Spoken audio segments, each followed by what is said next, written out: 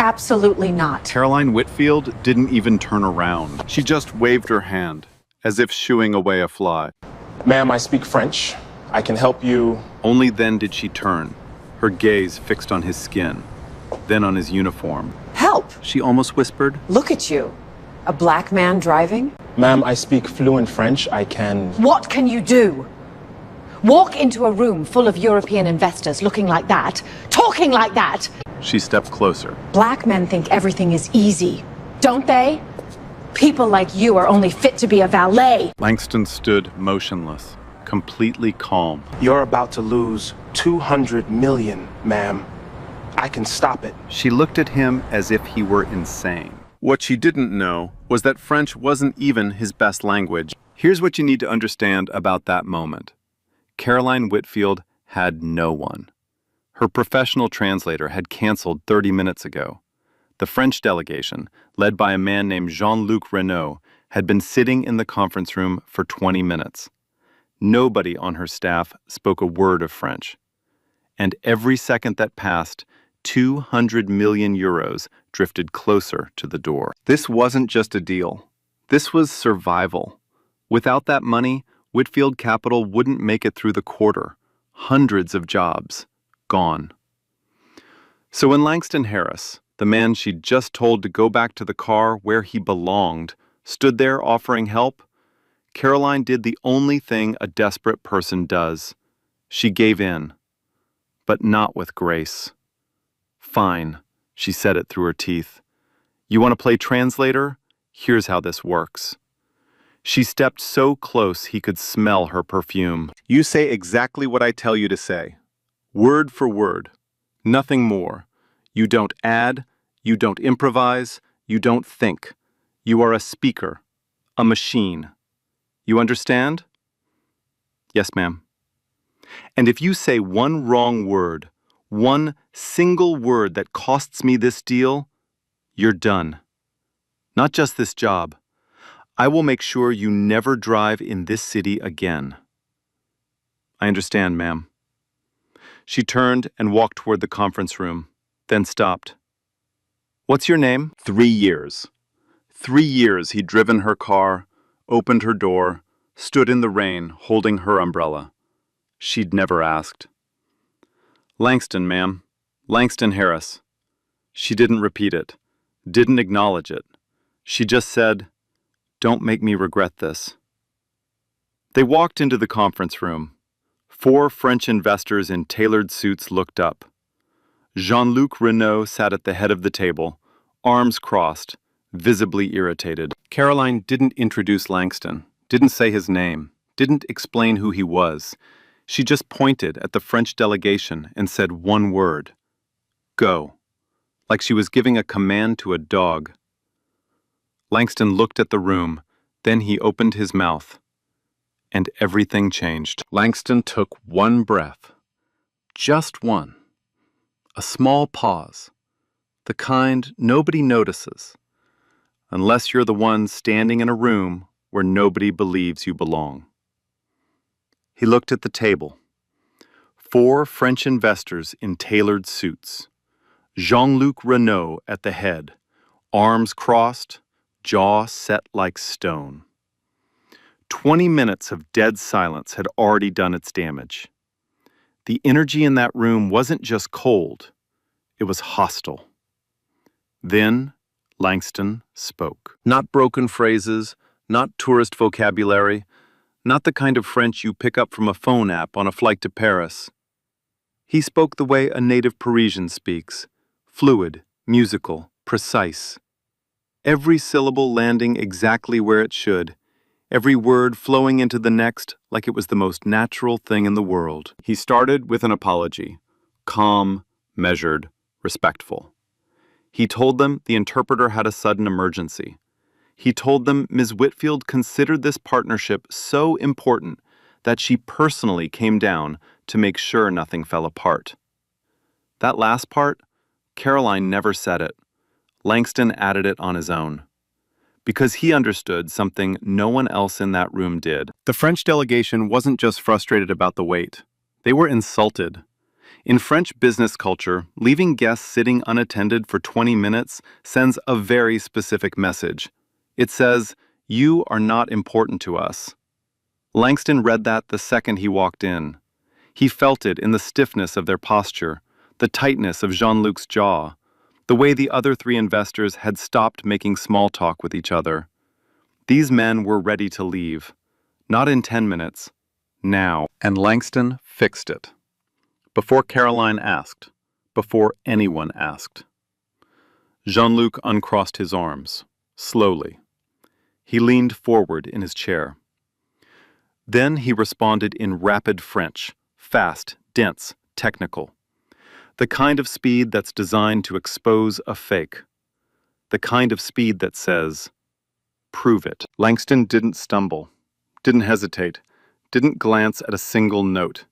He matched Jean-Luc sentence for sentence, adjusting his tone when the conversation shifted, moving between formal and conversational registers like he'd been doing this his entire life. The meeting found its rhythm. Caroline spoke the way she always did, short, blunt, American. "We need a commitment by end of month." Langston didn't translate that directly. A demand like that would land like a slap in a French boardroom. It would undo everything he'd just built. So he reshaped it, softened the edges, turned it from an ultimatum into an invitation, the way French executives expect business to be discussed. And when Jean-Luc responded with a long, winding answer, full of careful hedging, the kind that most Americans hear as a flat no, Langston leaned toward Caroline and said quietly, "He's not refusing, ma'am. He needs to bring this to his board first.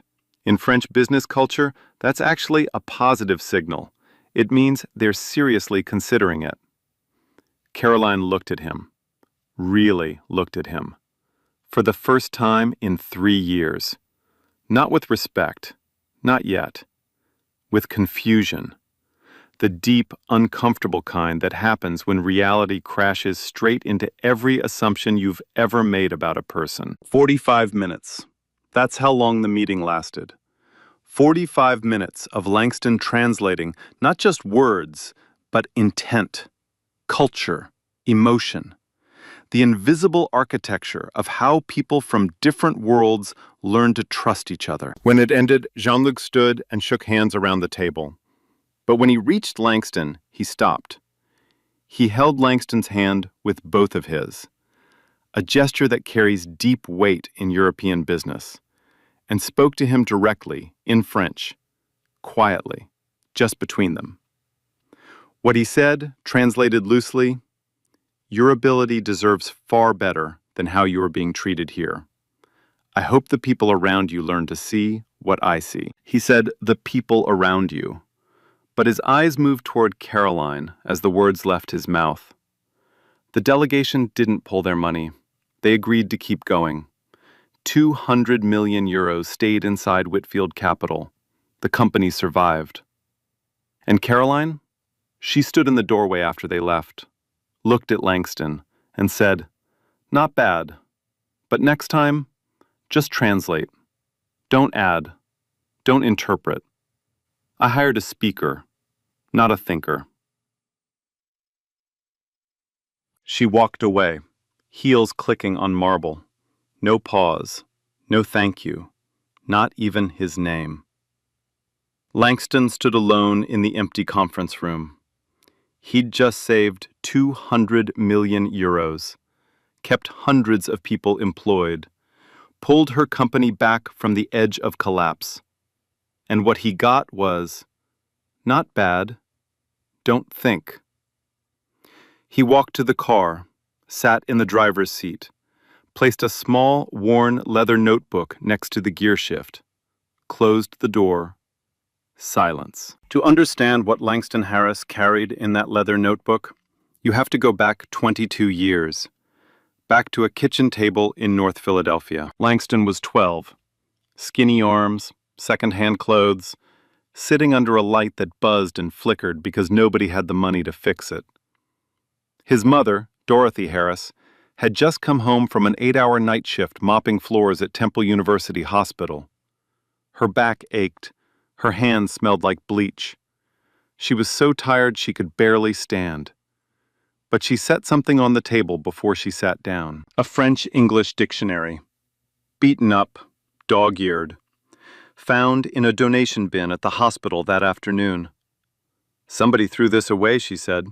"Thought maybe you'd want it." Langston opened it like it was made of gold.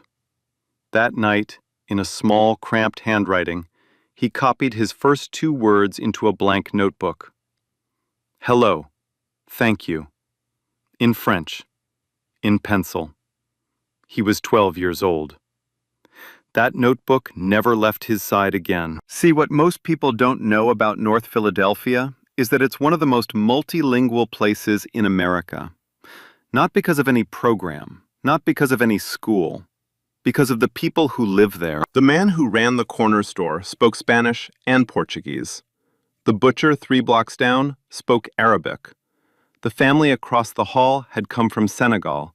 They spoke French and Wolof. And the elderly Russian woman on the 3rd floor taught Langston to read her language in exchange for him carrying her groceries up the stairs every Saturday. Every language Langston learned came from a relationship. An act of kindness given, an act of kindness returned.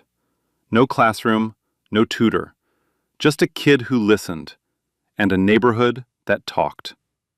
9 languages, all by the age of 30. And not a single person at Whitfield Capital had ever thought to ask. Every morning, his 6-year-old daughter Zoe asked him the same question. "Daddy, are you going to be a driver forever?" And every morning, he gave her the same answer. "I'll be whatever gets you what you need, baby." 9 languages. 0 people who knew. The next morning, something unusual happened. Someone came looking for Langston. Not to hand him car keys, not to tell him where to drive. Someone came to talk to him. Thomas Ashford, Senior Vice President of Global Strategy at Whitfield Capital, walked down to the parking garage. Not the lobby, not a conference room. The parking garage, where Langston sat every day, alone, eating whatever his mother had packed him the night before. Most executives would have sent an email, or had an assistant make a call, or summoned Langston upstairs like a package being delivered. Thomas didn't do that. He walked down, found Langston leaning against the black Lincoln, and introduced himself with a handshake. "Mr. Harris," Langston blinked. 3 years at this company. Nobody, not once, had ever called him that. Not Langston, not driver, not hey or you. Mr. Harris. Like he was a person who had earned a name. "Nina told me what happened yesterday," Thomas said. 45 minutes of live translation, no notes, no preparation. And from what I hear, you didn't just translate. You read the room better than anyone on my team. "I just helped out, sir." Thomas studied him for a moment. Calm eyes. Patient. "How many languages do you speak, Mr. Harris?" Silence. A long one. Langston had never been asked that question by anyone in power. He'd learned a long time ago that revealing too much to the wrong person could backfire. People don't like it when you turn out to be more than they decided you were. It makes them uncomfortable. And uncomfortable people find ways to push you back down. But something about Thomas Ashford felt different. The man had come downstairs. He'd used his name. "9, sir." Thomas didn't gasp, didn't widen his eyes. He just nodded, slowly, like a man who'd been searching for something and had finally found it. "We have a Japanese tech delegation arriving Friday. High-level semiconductor deal, $500 million. Their English is limited, and I don't trust the usual agency translators to handle the nuance." He paused. "Would you be willing to sit in?" That night, Langston parked outside his mother's apartment. He called her. "Mama, they want me to translate for a real meeting. Japanese investors. A man named Thomas actually came down to ask me himself." Dorothy was quiet for a moment. Then she said, "You've been ready your whole life, baby. The only thing that changed is someone finally opened the door." He hung up, opened the leather notebook to the Japanese section. Pages of handwritten characters, grammar rules, verb conjugations. Meticulous, beautiful. Years of work that no one had ever seen. But not everyone at Whitfield Capital shared Thomas Ashford's vision. Derek Caldwell, head of corporate communications, walked into Thomas's office the next morning with a very different opinion. "Tom, you're putting an unvetted driver with no credentials in front of a $500 million delegation? If this blows up, it's on us." Thomas didn't raise his voice. "If it works, it's because we saw what was right in front of us." Derek went straight to Caroline. "Did you hear? Thomas is using your driver for the Japanese meeting." Caroline leaned back in her chair and laughed. Actually laughed. Let him. If the driver embarrasses himself, that's Thomas's problem. At least I'm not paying for a translator this time. They laughed together. About Langston. Like he was a joke someone told at a dinner party. But Friday was coming, and the Japanese delegation wasn't bringing just investors. They were bringing a test that nobody in that building saw coming. Word travels fast in a building full of people with nothing better to do than talk about each other. By Thursday afternoon, everyone at Whitfield Capital knew. The driver, the parking guy, was going to translate for the Japanese delegation. A $500 million meeting with a man who didn't have a degree, didn't have a title, and up until 48 hours ago, didn't have a name anyone bothered to learn. The reactions came quick. A junior analyst in the break room smirked over his coffee. "What's next? The janitor runs our quarterly audit?" A managing director on the 14th floor raised an eyebrow when he heard. "Is this some kind of PR stunt?" Two women from HR passed each other in the hallway, exchanged a look, and kept walking. They didn't need to say it out loud. The look said everything. Nobody asked whether Langston was qualified. Nobody asked how many languages he spoke, or how he learned them, or what he'd done in that French meeting the day before. Nobody asked anything at all. They just decided. The way people always decide about someone they've already filed away in a box labeled, "Not one of us." Friday morning, 6:45. Langston arrived early. He always arrived early. But today felt different. The air felt heavier. The hallways felt longer. He walked through the lobby in his driver's uniform, black jacket, black pants, shoes he'd polished by hand the night before. Because nobody had told him to wear anything else. He didn't own a business suit. He pressed the elevator button for the 32nd floor. The doors opened. A woman in a silk blouse was already inside. She smiled at him, the automatic, polite kind. Then noticed which button he pressed. The executive floor. The smile disappeared. She didn't say a word. She didn't have to. The silence said it all. "What are you doing up here? You don't belong on this floor. You don't belong in this world." The elevator opened. Langston stepped out. The hallway smelled like expensive cologne and fresh flowers. The carpet was so thick his worn shoes made no sound at all. And then a voice. "Langston." Nina Dawson was standing by the hallway window, holding a garment bag. She looked at his uniform, then at his face, and something in her expression softened. "My brother's," she said, holding it out. "He's about your size." Langston looked at the bag, then at Nina. "You don't need it," she said. "You could walk in there wearing a tracksuit and still outperform every person in the room. But I don't want them to have a single excuse not to listen to you." He took the bag. Inside was a navy blue suit. Clean, pressed, simple but sharp. thank me by making them forget every assumption they walked in with," Nina said. Langston changed in the restroom at the end of the hall. He stood in front of the mirror and adjusted the collar. For the first time in 3 years, the man looking back at him wasn't the driver, wasn't the parking guy, wasn't the invisible man who stood by the door and waited for instructions. He was just himself. He reached into his old uniform jacket, pulled out the leather notebook, and placed it in the inside breast pocket of the borrowed suit, right over his heart. Then he looked in the mirror one more time and walked out. Clothes don't make the man, but sometimes, they clear the road so the man can finally be seen. The conference room had floor-to-ceiling windows. Philadelphia stretched out below like a painting. Gray sky, old brick, glass towers catching what little winter light there was. Hiro Tanabe walked in first, CEO of one of Tokyo's largest semiconductor companies.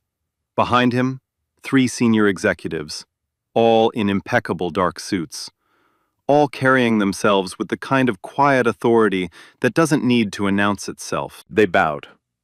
Not slightly, a full, deliberate bow, the kind that carries meaning in Japanese business, the kind that says, "We take this seriously, and we expect you to do the same." The Whitfield team nodded back, awkwardly, stiffly, like people who'd read about bowing in a textbook once and forgotten everything except the word. The cultural gap was already visible, and the meeting hadn't even started. Then Langston stepped forward. He bowed. Not the shallow, rushed kind that most Westerners attempt. A proper bow, calibrated precisely to the formality of the room, deep enough to show respect, measured enough to show he understood the hierarchy. The kind of bow that takes years of cultural understanding, not a 5-minute briefing. Then he introduced himself in Japanese. Not textbook Japanese, not the stiff, robotic phrases you hear in language courses. He spoke in keigo, the ultra-formal register used exclusively in high-level Japanese business. It's a form of the language so complex, so layered with social meaning, that even many native Japanese speakers struggle with it. Langston spoke it like he was born into it. Hiro Tanabe's eyes widened. Just slightly. Just enough. He responded in rapid Japanese, testing, probing, pushing, the way a master tests someone who claims to understand the craft. Langston didn't miss a beat. The meeting unfolded over 90 minutes, and what Langston did in that room went far beyond translation. When Thomas Ashford made a proposal, direct, American style, straight to the point, Langston reshaped it. He softened the edges, reframed it in the indirect, consensus-driven language that Japanese executives need to hear before they can say yes. When Hiro responded with a carefully worded hesitation, the kind of answer that sounds like nothing but means everything, Langston turned to Thomas and explained, "He's not saying no, sir. He's saying he needs to bring this to his board, and he wants you to understand the weight of that step. In Japanese business, this is respect, not resistance." Then came the moment that made the room go still. A technical term surfaced, a specific semiconductor supply chain concept, highly specialized. The conversation hit a wall. Nobody on the Whitfield side knew the term. Even Thomas looked lost. Langston paused for half a second. Then he explained the concept, clearly, accurately, in both Japanese and English. He referenced an article from a Japanese engineering journal he'd read 6 months earlier, for fun. Hiro Tanabe stared at him. Then slowly, he smiled. The kind of smile that says, "I don't know who you are, but I know what you are." After the meeting, Thomas Ashford leaned back in his chair. He didn't say a word. He just looked at Langston with the quiet expression of a man watching something rare. Caroline Whitfield was watching too, standing behind the glass partition. She'd come to observe, maybe out of curiosity, maybe hoping to see him fail. Her face wasn't admiration. Not yet. It was confusion. Deep, uncomfortable confusion. The kind that happens when the person you dismissed turns out to be the most capable one in the room. And in the corner, Derek Caldwell sat with his notebook open. His pen had stopped moving 5 minutes ago. 90 minutes. A $500 million deal saved by a man in a borrowed suit. The door to Caroline's office closed with a soft click. Thomas Ashford stood across from her desk. Neither of them sat down. "You saw what I saw in there," Thomas said. Caroline didn't answer right away. She turned toward the window. Philadelphia's skyline reflected back at her. Cold, gray, indifferent. "He translated well, I'll give him that." "He didn't translate, Caroline." She turned back. "He read the room. He read the culture. He read intentions that our entire strategy team missed. He caught a technical concept that none of our analysts could explain, and he broke it down in 2 languages without blinking." Thomas paused. "That's not translation. That's strategy." Caroline folded her arms. A wall going up. "A bird that can sing doesn't mean it can fly." The words hung in the air. Thomas let them hang. "Did you just compare him to a bird?" "I'm saying that interpreting and strategic thinking are 2 very different things, Thomas. And I'm saying you watched a man do both simultaneously for 90 minutes, in a language he taught himself, in a suit he borrowed, with no preparation, no credentials, and no support from anyone in this building except my assistant and a garment bag." Silence. Thomas stepped closer to the desk. "I want to bring him on. Not as a translator, as a cross-cultural strategy consultant.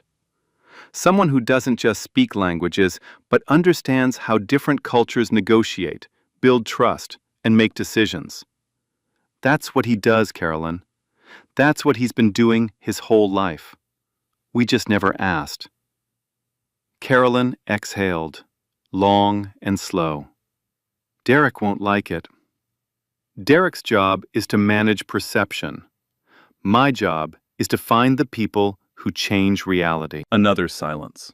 Longer this time. Caroline looked at the window again, then back at Thomas.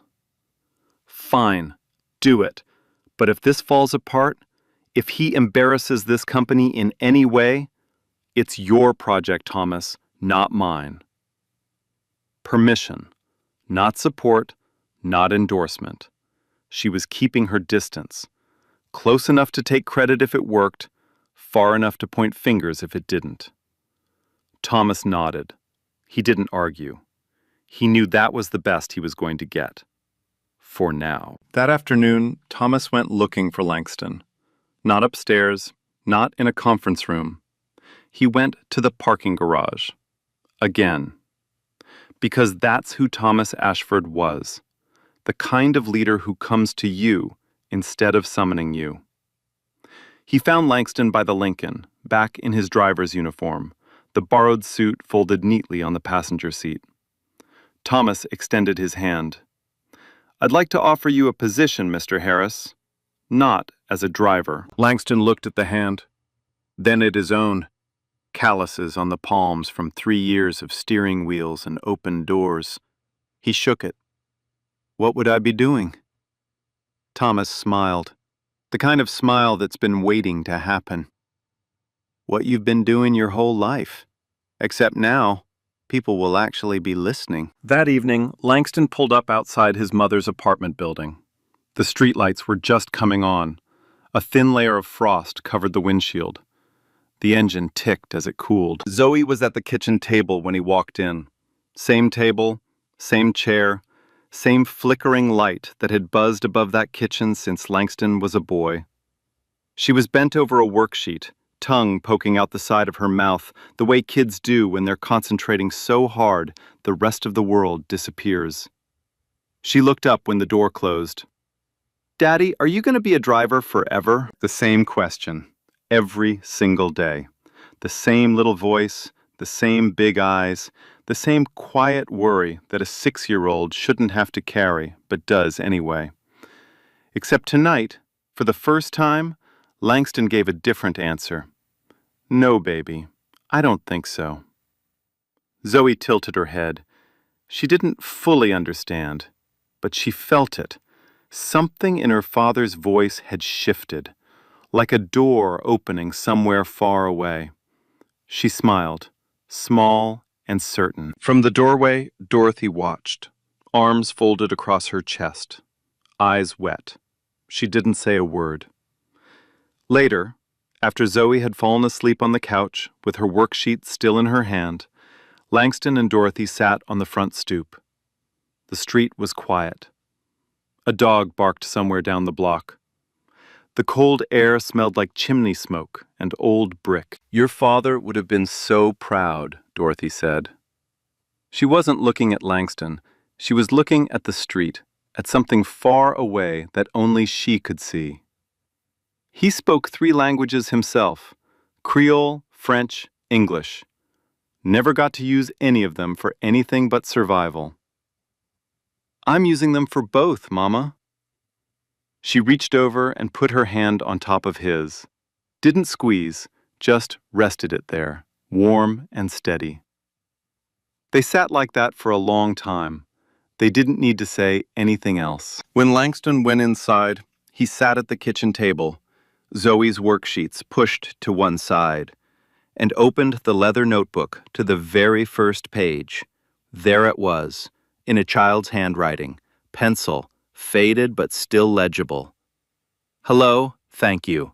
His first 2 words in French, written at this exact table, under this exact light, 22 years ago. Below those 2 words, in adult handwriting, dozens of languages branched outward, page after page after page, like roots growing from a single seed.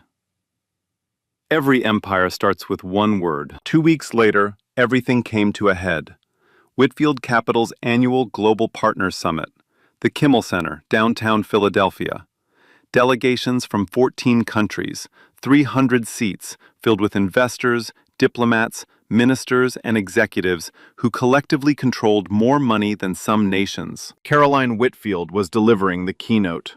This was her stage, her moment, the culmination of a year-long international expansion strategy that would define the next decade of her company. Langston Harris sat in the 3rd row. Officially, he was now a cross-cultural strategy consultant. He had a badge with his name on it, a seat at the table, a suit of his own this time, paid for with his first real paycheck. But the leather notebook was still in his breast pocket, right where it always was. He should have been at the center of this event. 2 deals saved, 2 languages proven, 9 available. Instead, he was sitting in the 3rd row. Because of Derek Caldwell. Derek had gone to Caroline 3 days before the summit, privately, strategically, the way people like Derek always operate, not with a sword, but with a whisper. If the press finds out that our global strategist was parking cars 2 weeks ago, this becomes a circus. We'll look desperate, or worse, performative. I've arranged a professional interpreter, Georgetown graduate, certified, credentialed, resume you can actually show to a journalist. Caroline had hesitated. Even after everything she'd seen, something in her still couldn't fully let go. Couldn't fully trust the man she'd called the driver. "Fine," she said. "Georgetown handles the main sessions. Langston sits back up." Back up. 3rd row. After everything. The summit began smoothly. Presentations, handshakes, coffee in porcelain cups. The Georgetown interpreter stood at the side of the stage, polished and professional, handling the opening sessions without incident. Then Sofia Marquez took the stage, Colombia's Minister of Infrastructure, a powerful woman with a commanding voice and a $1.2 billion Latin American infrastructure fund to present. Her English was strong, but imperfect. Strong enough for conversation, not strong enough for the precision that a room full of global investors demands. The Georgetown interpreter stood ready. Sophia began her presentation. Numbers, projections, returns, technical financial language. The kind where a single misplaced word can change the meaning of an entire sentence. And that's exactly what happened. The Georgetown interpreter, certified, credentialed, Georgetown educated, mistranslated a key term. A projected return became a guaranteed commitment. A forecast became a promise. One word, one wrong word. And suddenly, Sofia Marquez was telling a room full of 300 international investors that her fund was offering something it absolutely was not. A German investor raised his hand immediately. Minister Marquez, can you confirm that this is a guaranteed return? Because the documentation says otherwise. Sophia looked confused. She'd said the right thing in Spanish, she knew she had, but the English that reached the room was wrong. She turned to the interpreter. The interpreter froze, mouth open, eyes wide. The silence that followed lasted 4 seconds. In a room like that, 4 seconds is an eternity. Murmurs started. Delegates shifted in their seats. A ripple of doubt spread through the room like a crack in glass. 300 people, 14 countries, watching a billion-dollar presentation fall apart in real time. Caroline Whitfield stood at the side of the stage. Her face went white. She looked at the Georgetown interpreter, the one with the degree, the credentials, the resume you could show to a journalist, standing frozen at the microphone. Then she looked at the third row, at Langston. Their eyes met, just for a moment, and in that moment, they both knew. Langston didn't wait for permission, didn't wait for a nod, a signal, a command. He stood up. The room turned. Derek Caldwell's jaw tightened. Langston walked to the stage, calm, steady. The way a man walks when he's been preparing for this moment his entire life without knowing it. He reached the podium, turned to Sophia, and in clear, fluent Spanish, he explained what had happened. Calmly, precisely, respectfully. Sophia's shoulders dropped. She nodded. She understood.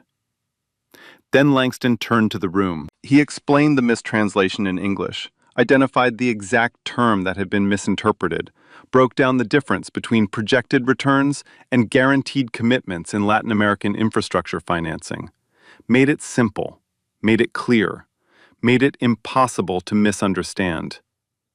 Then, without being asked, without a pause, without a single note, he repeated the correction in French. For the delegates from West Africa, Morocco, and Belgium, then in Portuguese for the Brazilian contingent, then in Arabic for the investors from the Gulf. 5 languages, 90 seconds, no notes. The room went dead silent. Then Sofia Marquez started clapping. Alone at first, one person. Then the German investor who'd raised the question joined. Then another. Then another. Then the entire room, 300 people, on their feet. Hiro Tanabe rose from the front row. He walked to Langston, placed both hands on his shoulders, a gesture so rare in Japanese culture that several people in the room visibly reacted, and spoke to him in Japanese. What he said, translated, "It is people like you who connect the world." Langston answered him, in Japanese. And for the first time, the very first time, his voice cracked, just barely, just enough. And Caroline Whitfield, she stood at the side of the stage, perfectly still, perfectly silent. This was the woman who had said, "You, the driver." The woman who had said, People like you don't end up speaking French. The woman who had said, "Not bad, don't think." The woman who had laughed with Derek. "If the driver embarrasses himself, that's Thomas's problem." The woman who had called him a bird that can sing but cannot fly. The woman who had chosen Georgetown over the man who had already saved her twice. And now she was watching that man, the driver, the parking guy, the bird, stand in front of 14 delegations and do what no one else in the building could do, while the person she'd chosen instead stood frozen and useless beside him.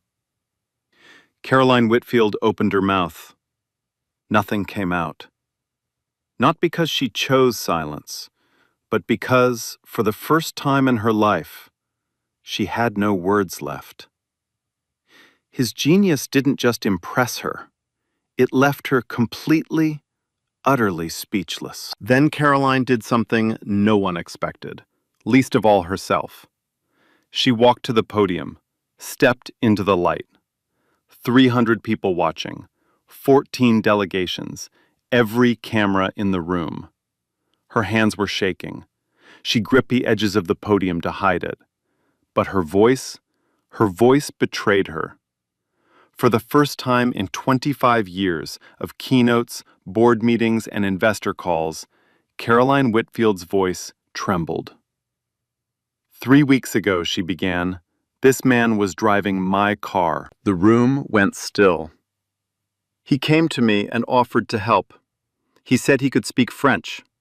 He said he could save a meeting that was falling apart. She paused, swallowed. And I looked at him, at his uniform, at his shoes, and I told him to go back to the car, where he belonged. A murmur passed through the audience, low and heavy. He helped anyway. He walked into that room and saved a €200 million deal that my entire team couldn't save. And when it was over, when he had single-handedly kept this company from going under, do you know what I said to him? She stopped, closed her eyes for half a second. I said, "Not bad, don't think." And I didn't even say thank you. Silence. The kind that presses against your chest. His name is Langston Harris. He speaks 9 languages. He taught himself every single one, and he just saved this summit, the same way he saved my company 3 weeks ago, while I still couldn't be bothered to trust him. She turned to face him. I was wrong, and I'm sorry. The room erupted, not politely, not the restrained golf clap of corporate events, a real, full, thundering ovation that rattled the chandeliers of the Kimmel Center. Langston stood at the podium.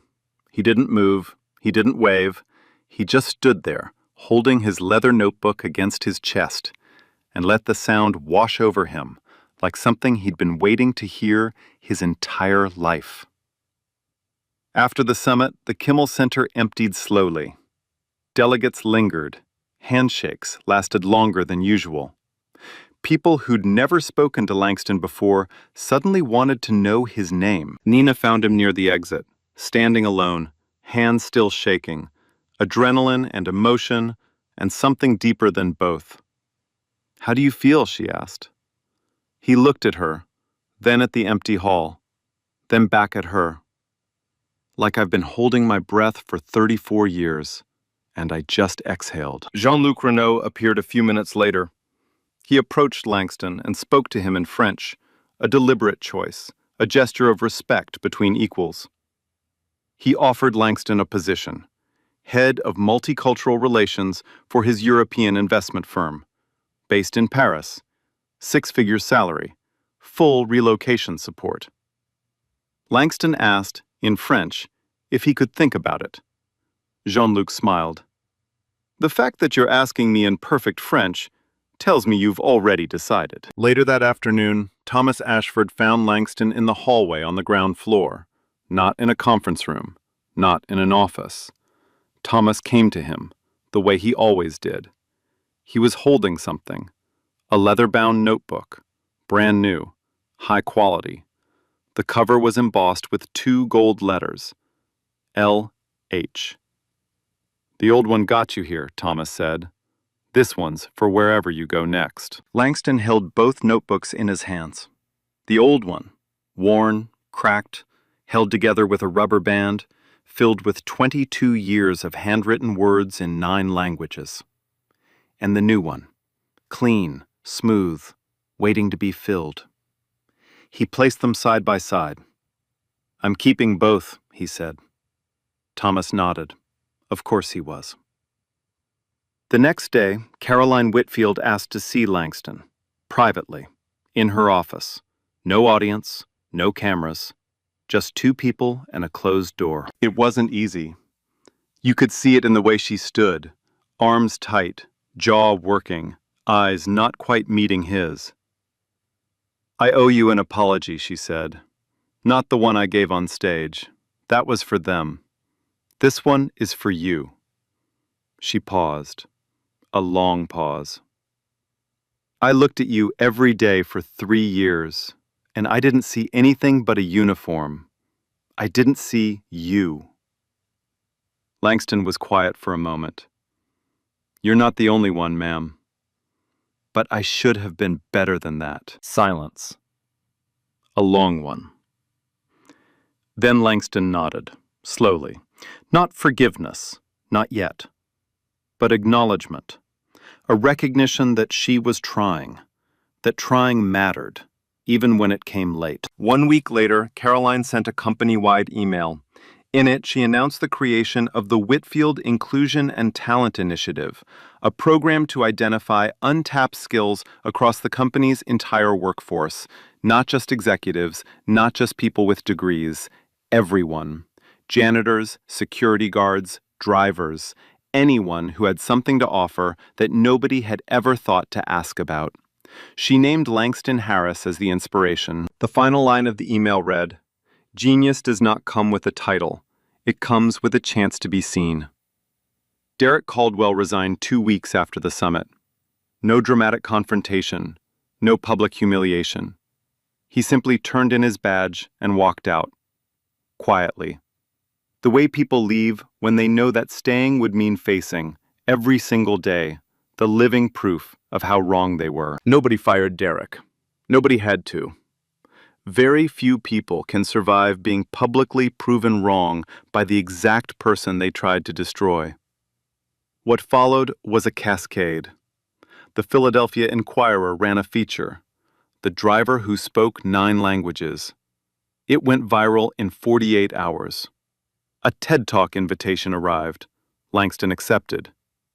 The U.S. State Department called. They wanted him to consult on a multilingual outreach initiative. A linguistics professor at the University of Pennsylvania left a voicemail.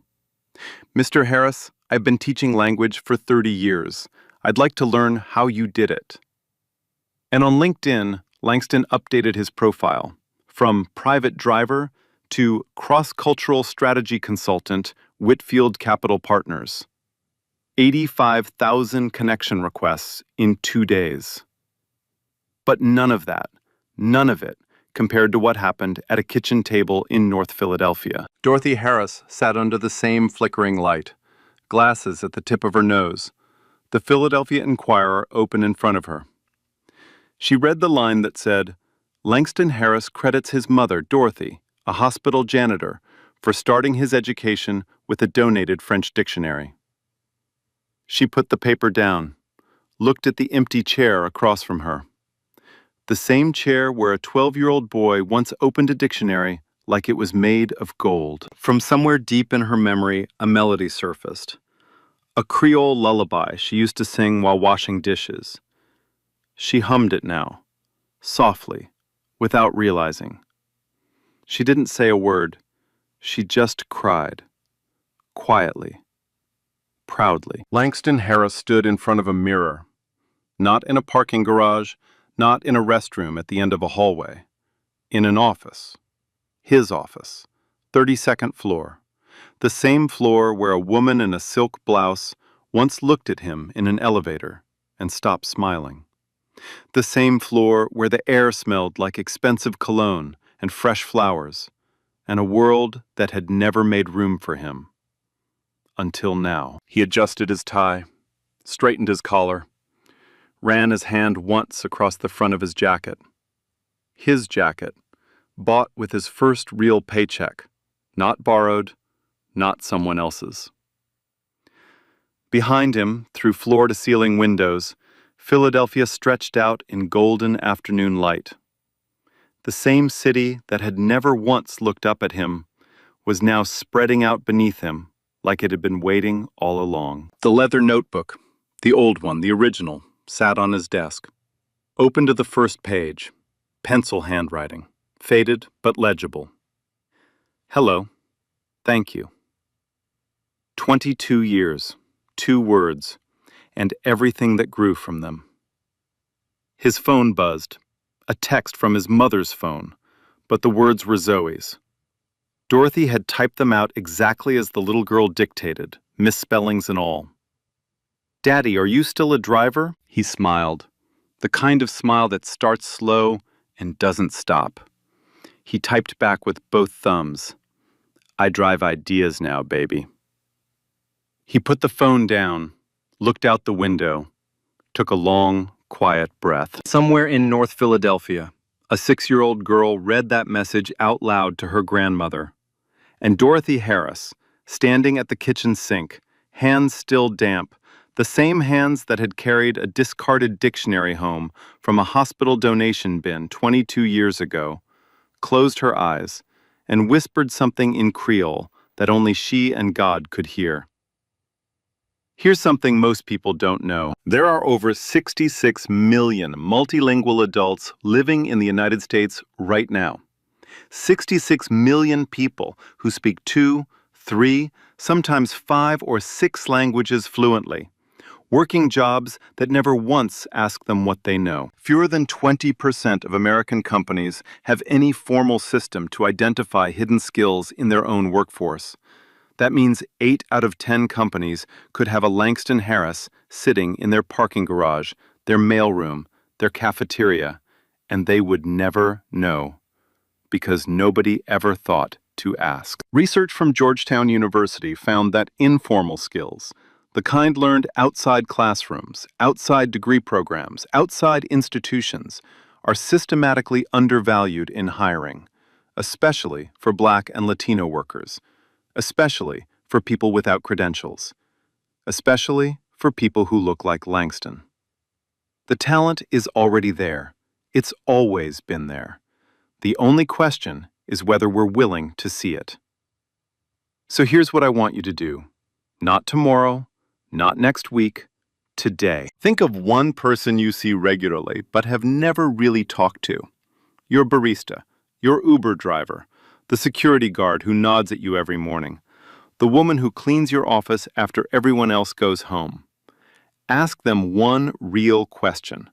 Not, how are you? Everyone says that and nobody means it. Ask something real, something that tells another human being, I see you. You exist. You might be carrying something extraordinary inside you, and I want to know what it is. You could be standing next to the most remarkable person you've ever met and never know it, simply because you never opened your mouth and asked. And if you run a company, if you have any power at all over who gets seen and who gets overlooked, here's your challenge. Audit your people. Not their resumes, not their degrees, their actual, real, living skills. Build a system where someone can tell you what they know, not just what their job title says they do. Langston Harris didn't need a degree. He didn't need a credential. He needed a door. Just one door. Be the door. If this story moved you, leave a comment. Tell me about a time you were underestimated, or a time you underestimated someone else. Share this with someone who needs to hear it today. And subscribe, because stories like this aren't rare. We're just not telling them enough. 8 words. Take them with you wherever you go. Genius doesn't need a title. It needs a witness. Can I be honest with you for a second? You don't need anyone's permission to grow. You don't need a fancy school. You don't need money. You don't need someone important to tap you on the shoulder and say, okay, now you are allowed to be smart.